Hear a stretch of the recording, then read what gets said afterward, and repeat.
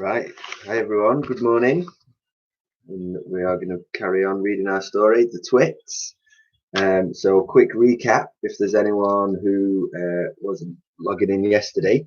So it's about a book about this husband and wife, the Twits. This is Mr. Twit, this is Mrs. Twit, and they started playing tricks on each other. So Mrs. Twit fed Mr. Twit a plate of spaghetti. There was actually worms. And then Mr. Twit has been putting a little tiny round piece of wood on Mrs. Twit's walking stick every day, so that she feels like, so the walking stick gets taller, so she feels like she's getting smaller, and as a result she gets really scared, and he says that she's getting the shrinks. So as it finished yesterday, here's a picture of Mrs. Twit, because he'd also put it on her chair as well. So here's a picture of Mrs. Twit with her long walking stick sitting on her chair. It's now taller, so her feet don't touch the floor.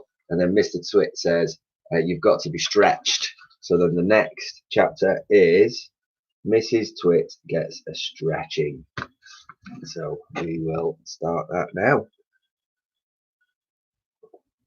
Mr. Twit led Mrs. Twit outdoors, where he had everything ready for the great stretching. He had 100 balloons and lots of string.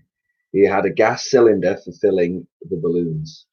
He had fixed an iron ring into the ground. Stand here, he said, pointing to the iron ring. He then tied Mrs. Twit's ankles to the iron ring. When that was done, he began filling the balloons with gas. Each balloon was on a long string, and when it was filled, the gas pulled it up on its string, trying to go up and up. Mr. Twit tied the ends of the strings to the top of Mrs. Twit's body, some tied round her neck, some under her arms, some to her wrists, and some even to her hair. Soon there were 50 coloured balloons floating above Mrs. Twit in the air. Can you feel them stretching you? Asked Mr. Twit. I can, cried Mrs. Twit. They're stretching me like mad. He put on another 10 balloons. The upward pull became really strong. So here's the picture. Mrs. Twit getting stretched. Tears are tied to the iron ring, look, and then the balloons pulling her upwards. Mrs. Twit was quite helpless now. With her feet tied to the ground and her arms pulled upwards by the balloons, she was unable to move. She was a prisoner, and Mr. Twit had intended to go away and leave her like that for a couple of days and nights to teach her a lesson. In fact, he was just about to leave Mrs. Twit when she opened her big mouth and said something silly. Are you sure my feet are tied properly to the ground? She gasped. If those strings around my ankles break, it'll be goodbye for me. And that's what gave Mr. Twit his second nasty idea. Next chapter. Mrs. Twit goes ballooning up. There's enough pull here to take me to the moon, Mrs. Twit cried out. To take you to the moon? Exclaimed Mr. Twit. What a ghastly thought! We wouldn't want anything like that to happen now, would we, dear? We most certainly wouldn't, cried Mrs. Twit. Put some more string on my ankles quickly. I want to feel absolutely safe. Well, very well, my angel, said Mr. Twit, and with a ghoulish grin on his lips, he knelt down at her feet. He took a knife from his pocket, and with one quick slash, he cut through the strings, holding Mrs. Twit's ankles to the iron ring. She went up like a rocket. Help! She screamed. Save me! But there was no saving her now. In a few seconds, she was high above the blue sky and climbing fast. Mr. Twit stood below looking up. What a pretty sight, he said to himself. How lovely all those balloons look in the sky, and what a marvellous bit of luck for me. At last the old hag is gone forever. Next chapter. Mrs. Twit comes ballooning down. Mrs. Twit may have been ugly, and she may have been beastly, but she was not stupid. High up there in the sky, she had a bright idea. If I can get rid of some of these balloons, she said to herself, I will stop going up and start coming down. She began biting through the strings that held the balloons to her wrists and arms and neck and hair. Each time she bit through a string and let the balloon float away, the upward pull got less and less and her rate of climb slowed down. When she had bitten through 20 strings, she stopped going up altogether. She stayed still in the air. She bit through one more string. Very, very slowly, she began floating downwards. It was a calm day. There was no wind at all, and because of this, Mrs. Twit had gone absolutely straight up. She now began to come absolutely straight down. As she floated gently down, Mrs. Twit's petticoat billowed out like a parachute, showing her long knickers. It was a grand sight on a glorious day, and thousands of birds came flying in from miles around to stare at this extraordinary old woman in the sky. Next chapter. Mr. Twit gets a horrid shock. Mr. Twit, who thought he had seen his ugly wife for the last time, was sitting in the garden celebrating with a mug of beer. Silently, Mrs. Twit came floating down. When she was about at the height of the house above Mr. Twit, she suddenly called out at the top of her voice, "Here I come, you grisly old grunion, you rotten old turnip, you filthy old frumpet!" Mr. Twit jumped as though he'd been stung by a giant wasp. He dropped his beer, he looked up, he gasped, he gaped, he gurgled. A few choking sounds came out of his mouth. "Oh!" he said. "Ah! Oh! I'll get you for this!" shouted Mrs. Twit. She was floating down right on top of him. She was purple with rage and slashing at the air. There's Mrs. Twit crashing into Mr. Twit. She was slashing at the air with her long walking stick, which she had managed to hang on to all the time. "I'll swish you to swazzle," she shouted. "I'll swash you to a swizzle. I'll nash you to a nozzle. I'll nosh you to a nazzle." And before Mr. Twit had time to run away, this bundle of balloons and petticoats and fiery fury landed right on top of him, lashing out with the stick and cracking him all over his body. Next chapter. The house, the tree, and the monkey cage. But that's enough of that. We can't go on forever watching these two disgusting people doing disgusting things to each other. We must go ahead with the story. Here is a picture of Mr. and Mrs. Twit's house and garden. Some house. It looks like a prison and not a window anywhere. So there's the house. See, it's got no windows. And here's, I think this is a bird cage. And a big tree. It doesn't look like a very nice garden, does it? "Who wants windows?" Mr. Twit had said when they were building it. "Who wants every Tom, Dick and Harry peeping in to see what you're doing?" It didn't occur to Mr. Twit that windows were meant mainly for looking out of, not looking into. "And what do you think of that ghastly garden?" Mrs. Twit was the gardener. She was very good at growing thistles and stinging nettles. "I always grow plenty of spiky thistles and plenty of stinging nettles," she used to say. "They keep out nasty, nosy little children." Near the house, you can see Mr. Twit's work shed. Yeah. So there, that's Mr. Twit's work shed. To one side, there is the big dead tree. It never has any leaves on it because it's dead. And not far from the tree, you can see the monkey cage. There are 4 monkeys in the monkey cage. They belong to Mr. Twit. You will hear about them later. Next one. Next chapter. Hug tight, sticky glue. Once a week, on Wednesdays, the Twits had bird pie for supper. Mr. Twit caught the birds and Mrs. Twit cooked them. Mr. Twit was good at catching birds.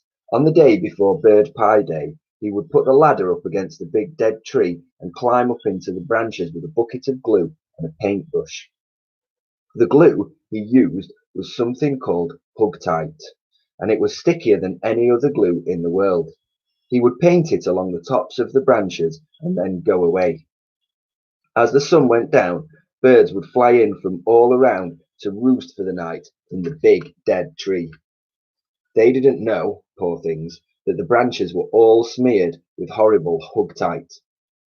The moment they landed on a branch, their feet were stuck, and that was that. The next morning, which was Bird Pie Day, Mr. Twit would climb up the ladder again and grab all the wretched birds that were stuck to the tree. It didn't matter what kind they were: song thrushes, blackbirds, sparrows, crows, little Jenny wrens, robins, anything. They all went into the pot for Wednesday's bird pie supper. Next chapter. 4 sticky little boys. And here's a picture of the birds getting stuck to the tree. And here's a picture of the pie. All the little birds' legs sticking out of it. On one Tuesday evening, after Mr. Twit had been up the ladder and smeared the tree with Hugtite, 4 little boys crept into the garden to look at the monkeys. They didn't care about the thistles and the stinging nettles, not when there were monkeys to look at. After a while, they got tired of looking at the monkeys, so they explored further into the garden and found the ladder leaning up against the big dead tree. They decided to climb it just for fun. There's nothing wrong with that. The next morning, when Mr. Twit went out to collect the birds, he found 4 miserable little boys sitting in the tree, stuck as tight as could be by the seats of their pants to the branches. There were no birds because the presence of the boys had scared them away. Mr. Twit was furious. "As there are no birds for my pie tonight," he shouted, "then it'll have to be boys instead." He started to climb the ladder. "Boy pie might be better than bird pie," he said, grinning horribly. "More meat and not so many little bones." The boys were terrified. "He's going to boil us," cried one of them. "He'll stew us alive," wailed the second. "He'll cook us with carrots," cried the third. But the 4th little boy, who had more sense than the others, whispered, "Listen, I've just had an idea. We are only stuck by the seats of our pants. So quick, unbutton your pants and slip out of them and fall to the ground." Mr. Twit had reached the top of the ladder and was just about to make a grab for the nearest boy when they all suddenly tumbled out of the tree and ran home with their naked bottoms winking at the sun. So here is the boys all stuck in the tree and Mr. Twit climbing up to get them, and then here's the trousers just left in the tree and the boys running away. Next chapter. The Great Upside Down Monkey Circus. Now for the monkeys. The 4 monkeys in the cage in the garden were all one family. They were Mugglewump and his wife and their 2 small children. But what on earth were Mr. and Mrs. Twit doing with monkeys in their garden? Well, in the old days, they had both worked in a circus as monkey trainers. They used to teach monkeys to do tricks and dress up in human clothes and to smoke pipes and all the rest of that nonsense. Today, though, they were retired, but Mr. Twit still wanted to train monkeys. It was his dream that one day he would own the first great upside-down monkey circus in the world. That meant that the monkeys had to do everything upside down. They had to dance upside down on their hands with their feet in the air. They had to play football upside down. They had to balance one on top of the other upside down, with Mugglewump at the bottom and the smallest baby monkey at the very top. They even had to eat and drink upside down, and that is not an easy thing to do because the food and water has to go up your throat instead of down it. In fact, it is almost impossible, but the monkeys simply had to do it, otherwise they got nothing. All this sounds pretty silly to you and me. It sounded pretty silly to the monkeys too. They absolutely hated having to do this upside down nonsense day after day. It made them giddy standing on their heads for hours on end. Sometimes the 2 small monkey children would faint with so much blood going to their heads. But Mr. Twit didn't care about that. He kept them practicing for 6 hours a day, and if they didn't do as they were told, Mrs. Twit would come running out with her beastly stick. Next chapter. The roly-poly bird to the rescue. Mugglewump and his family longed to escape from the cage in Mr. Twit's garden and go back to the African jungle that they came from. They hated Mr. and Mrs. Twit for making their lives so miserable. They also hated them for what they did to the birds every Tuesday and Wednesday. "Fly away, birds," they used to shout, jumping about in the cage and waving their arms. "Don't sit on that big dead tree. It's just been smeared all over with sticky glue. Go and sit somewhere else." But these were English birds, and they couldn't understand the weird African language the monkeys spoke. So they took no notice and went on using the big dead tree and getting caught for Mrs. Twit's bird pie. Then, one day, a truly magnificent bird flew down from out of the sky and landed on the monkey cage. Good heavens! Cried all the monkeys together. It's the roly-poly bird! What on earth are you doing over here in England, roly-poly bird? Like the monkeys, the roly-poly bird came from Africa and spoke the same language as they did. So here's a picture of the roly-poly bird landing on the cage, talking to the monkeys. I've come for a holiday, said the roly-poly bird. I like to travel. He fluffed his marvellous coloured feathers and looked down rather grandly at the monkeys. For most people, he went on, flying away on holiday is very expensive, but I can fly anywhere in the world for nothing. Do you know how to talk to these English birds? Mugglewump asked him. Of course I do, said the roly-poly bird. It's no good going to a country and not knowing the language. Then we must hurry, said Mugglewump. Today is Tuesday, and over there you can already see the revolting Mr. Twit up the ladder, painting sticky glue on all the branches of the big dead tree. This evening, when the birds come into roost, you must warn them not to perch on the tree, or they will be made into bird pie. That evening, the roly-poly bird flew round and round the big dead tree, singing out, There's sticky stuff all over the tree. If you land in the branches, you'll never get free. So fly away, stay up high, or you'll finish up tomorrow in a hot bird pie. No bird pie for Mr. Twit. The next morning, when Mr. Twit came out with his huge basket to snatch all the birds from the big dead tree, there wasn't a single one on it. They were all sitting on top of the monkey cage.